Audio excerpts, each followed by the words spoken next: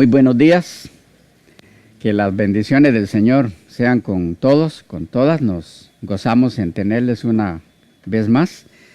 En esta ocasión, para iniciar juntos el estudio de un tema que nos llevará varias secciones para cubrirlo, y estamos seguros que va a ser de mucho provecho.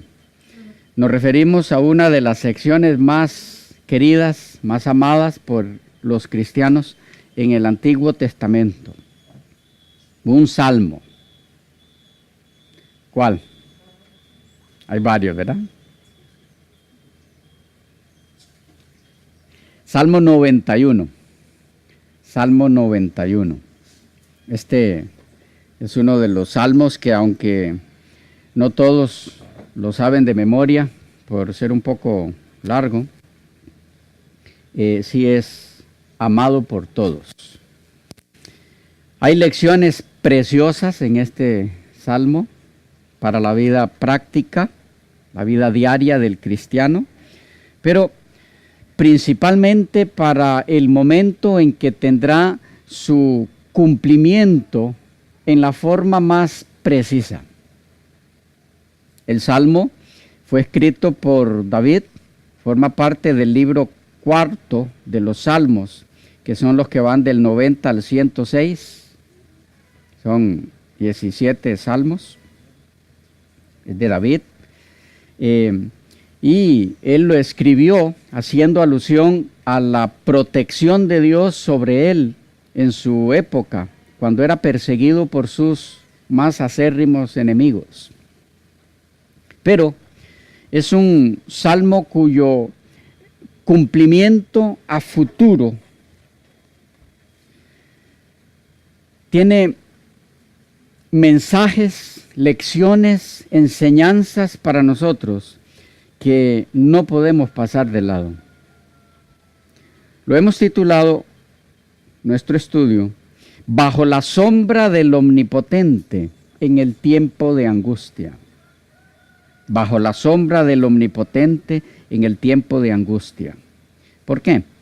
Vamos a descubrir conforme vayamos avanzando en el Salmo que el Salmo 91, punto por punto, desde la primera frase hasta la última, tiene que ver con el tiempo de angustia por el que ha de pasar el pueblo de Dios en la etapa final de la historia de la iglesia cristiana.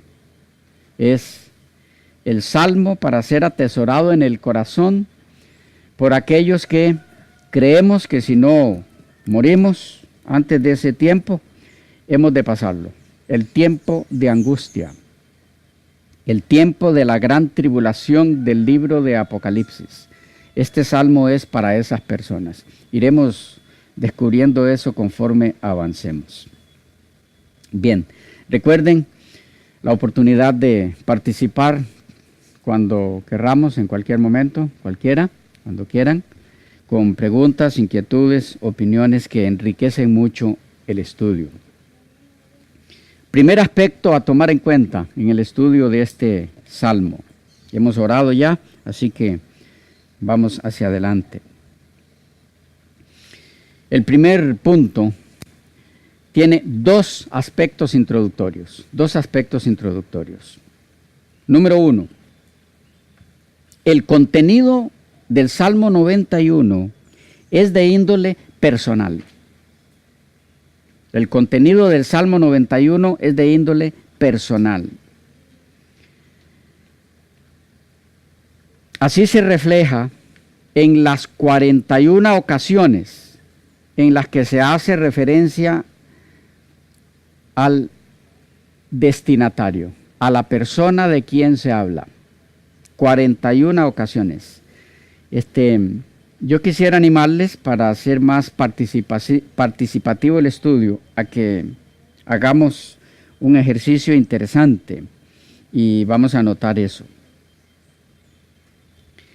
Vamos a leerlo, pero conforme vamos leyendo, usted puede ir marcando en su Biblia, o tal vez para que lo haga luego con más calma, puede ir anotando en algún lugar, porque a veces pasa que marcamos la Biblia en algún texto allí, pero luego la marca que le hicimos, la nota, tal vez no lo hicimos en el mejor lugar, era más abajo, más arriba, para que nos quedara más campo para otra nota ahí o algo, los que anotan algo en los márgenes de la Biblia. Y entonces pueden hacerlo luego con más calma, tal vez en una libretita ahora, en un cuaderno por ahí. ¿Qué vamos a ir haciendo? Mientras vamos leyendo el Salmo, vamos mirando cómo se hace alusión a la persona en sí, para que podamos ver que esto es para alguien en forma individual. Sí, por supuesto que llega a ser para el grupo de personas que pasarán por esa época, por esa etapa. Pero, grupo de personas, porque primero fue para cada uno, para cada una de esas personas. Es muy importante entender este primer punto, porque necesitamos conocer, tener claro, que las personas que pasarán victoriosas por el tiempo de angustia tienen que haber experimentado algo personal con Dios primero. No habrá personas que pasen victoriosas el tiempo de angustia en forma grupal si antes no hubo una experiencia personal de cada una de esas personas que formarán ese grupo. Y eso lo vemos reflejado aquí, veámoslo. Vamos a ir leyendo y sacando juntos ese punto. Verso 1. Él, ahí está, noten, hasta empieza así. El que habita al abrigo del Altísimo. Ahí está la primera vez. Él, a quien se refiere el Salmo.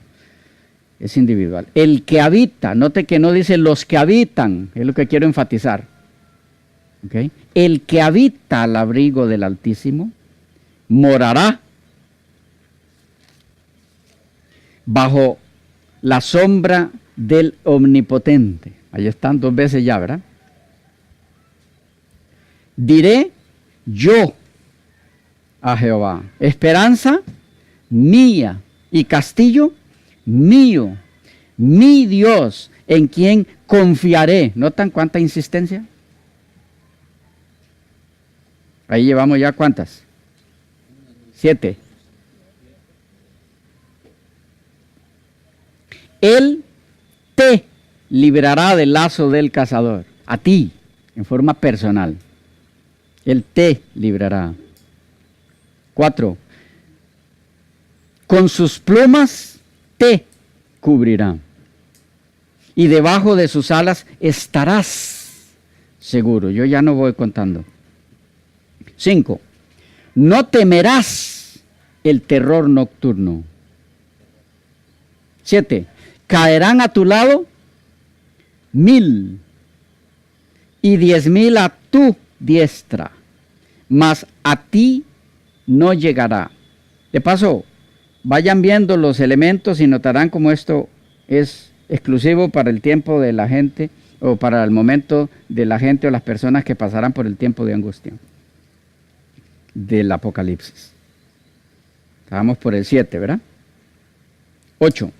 Ciertamente con tus ojos mirarás y verás la recompensa de los impíos, porque has puesto a Jehová, que es mi esperanza, al Altísimo por tu habitación.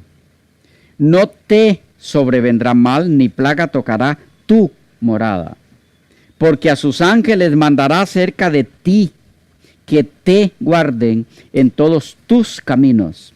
En las manos te llevarán, porque tu pie no tropiece. Sobre el león y el áspid pisarás, hollarás al cachorro de león y al dragón. Por cuanto en mí esa persona, en mí ha puesto su amor, dice el Señor, yo también lo libraré. Le pondré en alto por cuanto ha conocido mi nombre. Me invocará y yo le responderé a él. Con él estaré yo en la angustia. Le libraré y le glorificaré. Noten que viene después de la angustia. la glorificación. Le libraré y le glorificaré. Lo saciaré de larga vida y le mostraré mi salvación. ¿Lo vieron? Si lo cuentan son 41. Si yo conté bien al hacer el conteo. ¿Claros ahí? Es un salmo dirigido a la persona individual. Pero como son muchas personas a las que es dirigido este salmo, entonces llegan a ser un grupo de personas, los que pasarán por esa época. ¿Claros en ese punto? Es indispensable entender esto porque, repito, los que pasarán victoriosos por esa experiencia del tiempo de angustia tendrán que haber tenido una experiencia personal con Dios antes. Segundo aspecto del primer punto. El contenido del Salmo 91. ¿Cuál era el primer punto? El primer aspecto es personal.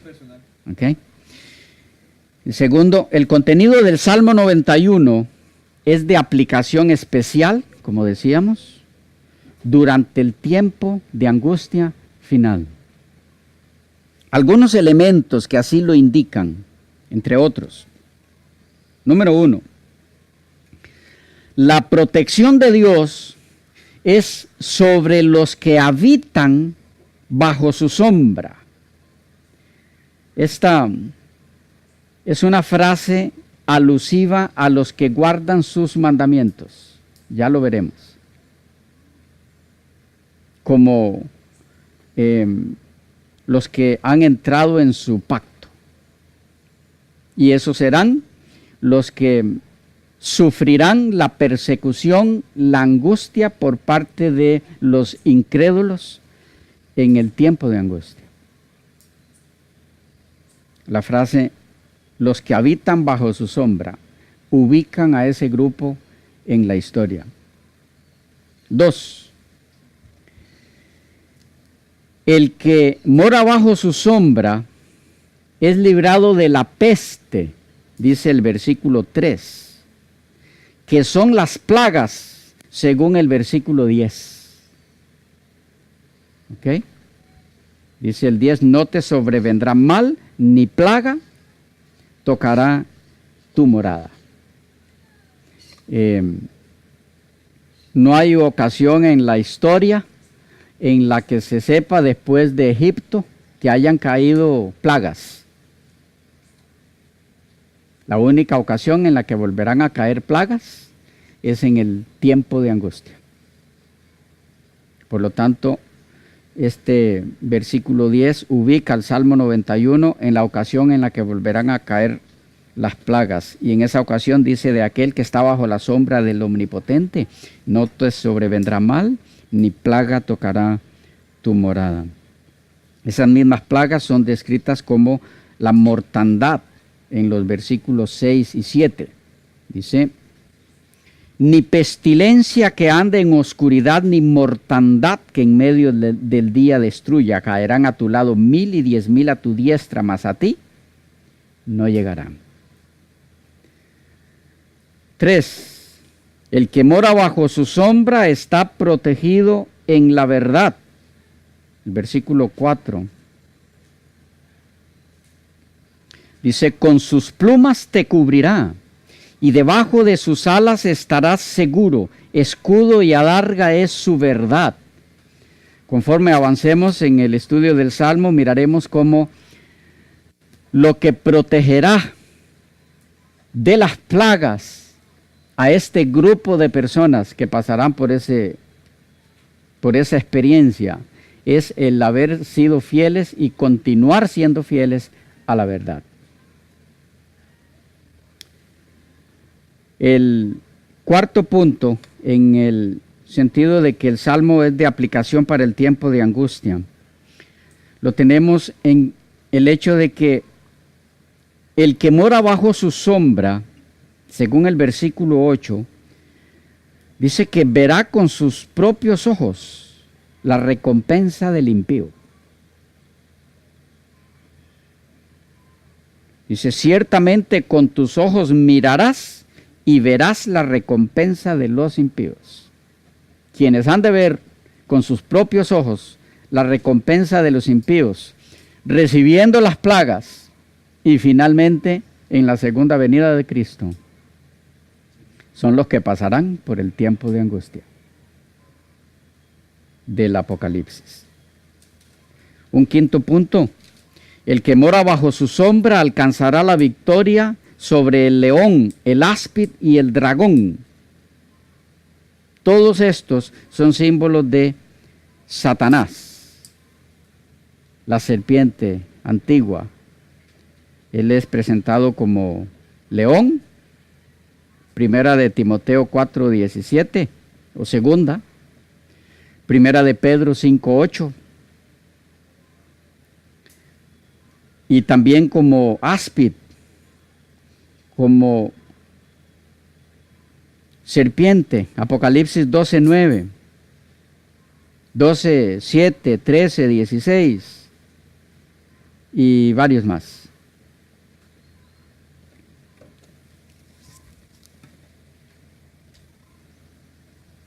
En el versículo 15, como sexto punto, tenemos una declaración directa que nos dice a quiénes se refiere. Dice, me invocará y yo le responderé. Con él estaré yo en la angustia. ¿Y qué viene después de esa angustia? Dice, lo libraré de ella, de esa angustia, y le glorificaré. Como mencionábamos antes, está hablando de un tiempo de angustia al que le sigue la glorificación de los hijos de Dios. No ha habido otra época en la que eso pueda ser posible. Y un último punto: el que mora bajo la sombra del Omnipotente, según la última parte de este versículo, como mencionamos, dice, será glorificado. Pero ¿qué más? Lo saciaré de larga vida y le mostraré mi salvación. Todo eso es alusión al final de la historia del pecado. Esta larga vida está hablando finalmente de la eternidad que recibirán los hijos de Dios después de pasado el tiempo de angustia y después de ser glorificados. Bien. ¿Preguntas hasta allí? ¿Inquietudes? Ubicados en los elementos que nos ayudan a mirar en este salmo el tiempo en el que se cumplirá en su máxima expresión. ¿Y en quiénes? Vamos entonces al segundo punto. El contenido del Salmo 91. El contenido en sí. Vamos a ir por secciones y por frases. Posiblemente nos lleve, como les decía al principio, varias secciones, pero no importa. Como siempre en todos nuestros estudios no tenemos presión de tiempo, vamos con calma, con toda serenidad y vamos avanzando, aprendiendo lo más que podamos juntos. No había una intervención por ahí. ¿Cómo empieza? El que habita al abrigo del Altísimo morará bajo la sombra del Omnipotente. El que habita al abrigo del Altísimo morará bajo la sombra del Omnipotente. Empecemos con la primera. El que habita al abrigo del Altísimo. Dos palabras claves ahí. No vamos a ver todo lo que aquí hay porque es demasiado, pero por lo menos lo que consideramos que es clave. Dos palabras claves: abrigo y habitar. Cuando vamos a analizar esto ahora, recuerden siempre ubicarlo en el tiempo de angustia. Abrigo y habitar. ¿Qué decir sobre el abrigo ofrecido aquí a ese grupo de personas? ¿De qué es símbolo? ¿De qué es símbolo el abrigo en la vida común? Protección, seguridad. Protección, seguridad. Algunos textos que nos ayudan a mirar esto, aunque es lógico, pero siempre debemos asegurarnos que la Escritura nos lo dice. Job 24, versículos 5 al 8, hablando de los que roban, dice: he aquí, como asnos monteses en el desierto salen a su obra madrugando para robar. El desierto es mantenimiento de sus hijos. En el campo siegan su pasto, y los impíos vendimian la viña ajena. Al desnudo hacen dormir sin ropa, sin tener cobertura contra el frío. Con las lluvias de los montes se mojan y abrazan las peñas por falta de abrigo. ¿Qué está diciendo aquí? Que el que queda sin abrigo queda desprotegido. ¿Ok? Queda desprotegido. Por lo tanto, abrigo implica protección. En el 31 del mismo Job, que es también otro libro poético, Job 31, versículos 18 y 19.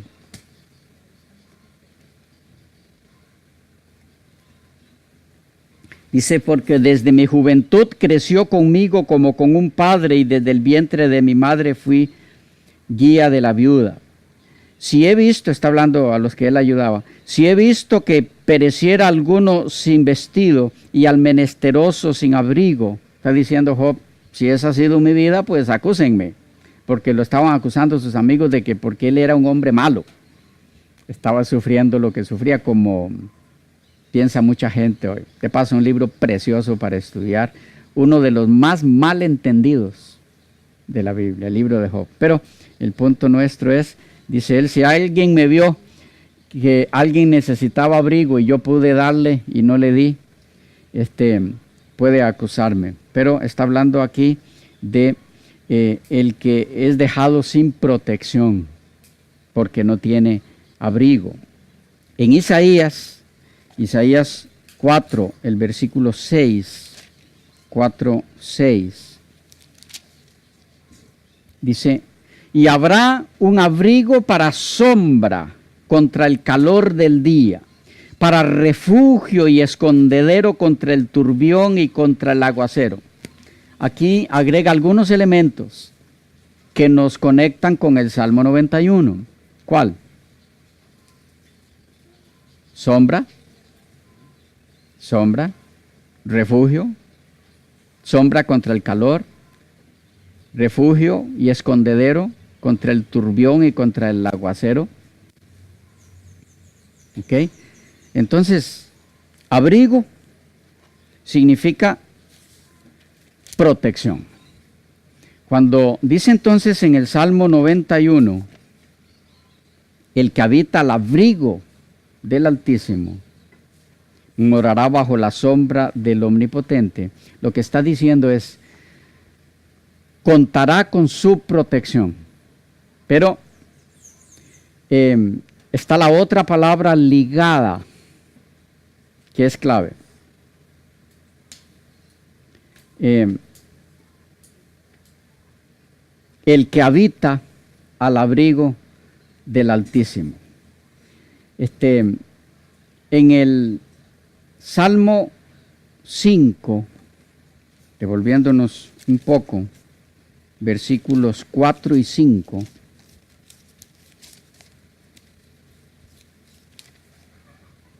Salmo 5, 4 y 5. Nos habla de esa otra palabra. ¿Cuál es? La que está ligada a abrigo. El que habita. Noten algo importante.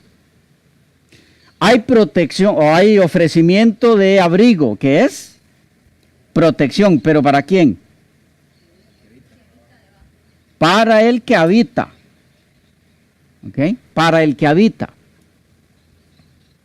al abrigo del Altísimo. En el Salmo 5, les decía, versículos 4 y 5, nos da un poquito de información sobre esto. Dice, porque tú no eres un Dios que se complace en la maldad. Noten ahora, el malo no habitará junto a ti. Los insensatos no estarán delante de tus ojos, habitarán bajo él. Aborreces a todos los que hacen iniquidad. ¿Qué hay ahí? ¿Qué nos están diciendo los mismos salmos? Que el que habita al abrigo del Altísimo es el que no anda en maldad, es el que no hace iniquidad. Noten, no se está refiriendo aquí a toda persona que necesita la protección de Dios. Tiene características específicas esta persona protegida por la sombra de Dios, según el Salmo 91. Es una persona que no hace maldad, no hace iniquidad. ¿Quiénes son los que no hacen iniquidad? En el mismo Salmo, el capítulo 1, o más bien el Salmo 1, así es como deben señalarse, no Salmo capítulo tal, sino el Salmo tal. ¿Ok? El Salmo 1 y versículo 1 y 2 dice, bienaventurado el varón que no anduvo en consejo de malos, ni estuvo en camino de pecadores, ni en silla de escarnecedores se ha sentado. ¿Cuál es la contraparte de esto? ¿Quiénes son los que no andan en maldad? Dice, sino que en la ley de Jehová está su delicia, en su ley medita de día y de noche. Entonces, ¿quiénes son los que no andan en caminos de maldad? Que son los que habitan al abrigo del Altísimo. Los que en vez de andar en maldad, porque recuerden que maldad, iniquidad en la Biblia es actitud contraria a la ley de Dios. Y en el Nuevo Testamento tenemos el término, ¿lo recuerdan? Apartados de mí, hacedores de maldad, anomían, que es violadores de mi ley. Entonces, los que habitan bajo la protección del Dios de David en el Salmo 91 son los que no andan en maldad, positivamente dicho, los que andan en la ley de Dios. ¿Ok? Se nos fue el tiempo. Continuamos en la próxima sección.